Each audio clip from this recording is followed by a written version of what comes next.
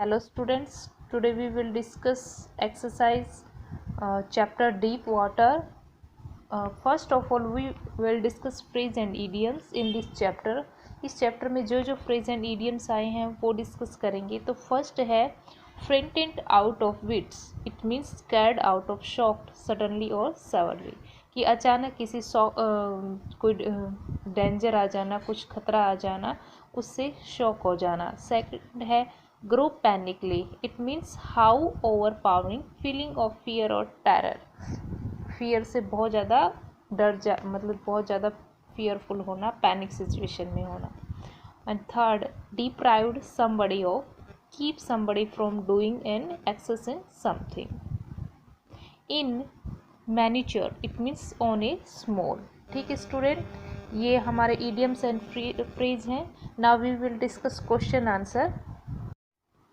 Question answer page number 29, understanding the text. Question number 1 is, how does Douglas make clear to the reader the sense of panic that gripped him as the almost drowned?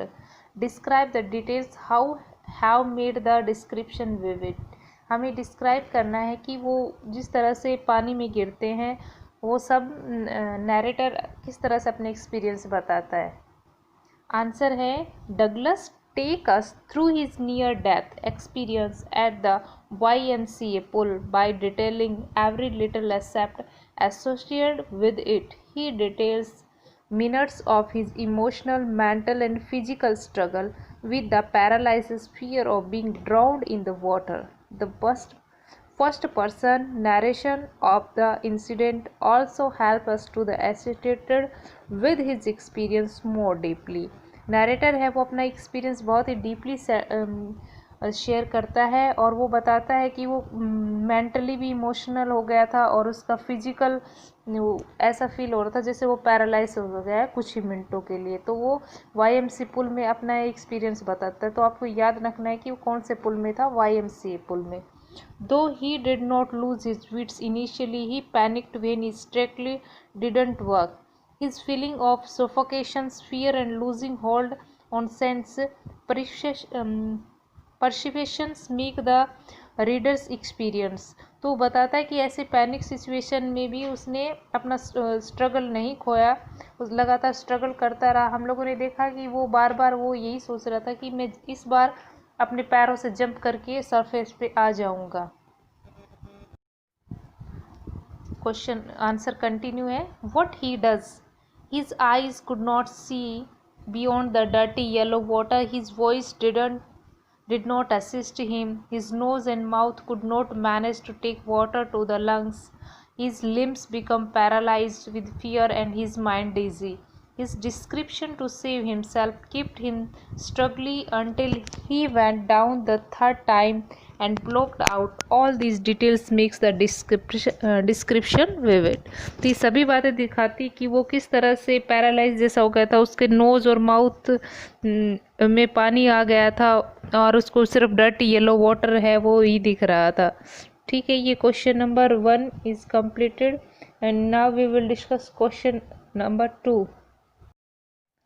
How does Douglas overcome his fear of water. तो answer है when Douglas grow up the took the help of an instructor to learn swimming. हम लोगों ने देखा कि जब उसको डर इस पे स्विमिंग पे ऊपर काबू पाना था, अपने डर को दूर करना था, तो उसने एक इंस्ट्रक्टर को हायर किया जो उसको स्विमिंग सिखा सके. His training went on the October to April. याद रखना है कि उसकी स्विमिंग टाइम अक्टूबर टू अप्रैल चला. For 3 months he was taken across the pool with the help of a rope. As he went under, terror filled him and his legs froze. The instructor taught him to exhale underwater and inhale through raised nose. उनका पहले तो ये एक रोप की help से swimming करता था और उसके इंस्ट्रक्टर ने उसको ये भी सिखाया कि किस तरह से आप सांस छोड़ना और सांस लेना under water. He made him kick his legs to make them relax. Then he asked him to swim. He continued swimming from April to July. Still all terror had not left. He swam 2 miles across Lake Wentworth and the whole length to the. अब ये कहाँ से कहाँ तक ये जाते थे अपनी स्विमिंग के लिए वो भी बताया है. Shore and back of Warm Lake then he overcome his fear of water. तो इस तरह से वो अपने आप को उसमें इस स्किल में अपने आप को अच्छी तरह से बना लिया था। अब वो अच्छे से स्विमिंग सीख गया था। क्वेश्चन नंबर 3 है, लास्ट क्वेश्चन है, why does Douglas as an adult recount a childhood experience of terror and his conquering of it? What large meaning does he draw from his experience? वो जब adult होता है childhood का experience share करता है, और जब थोड़ा अडल्ट हो जाता है तब भी उसको पानी से डर लगता है, तो वो किस तरह से कनक्योर ऑफ इट, ये इस डर के ऊपर काबू पा लेता है। तो आंसर है, the experience of terror was a handicap Douglas suffered from during his childhood. His conquering of it show his determination, willpower and development of this personality. He drew a larger meaning from this experience. In death there is a space. ये line बहुत अच्छी है. In death there is a space. There is terror only in the fear of death.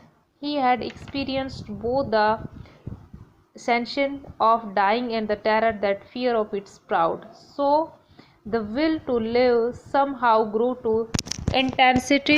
He felt realized, free to walk to mountain paths, climb the peaks and brush aside fear. तो ये जो last में हमने lesson पढ़ा था वही line है, और उसने डर को साइड में रख के अब स्विमिंग सीख ली है, उसने डर को भगा दिया है। ठीक है student, our question answer is completed.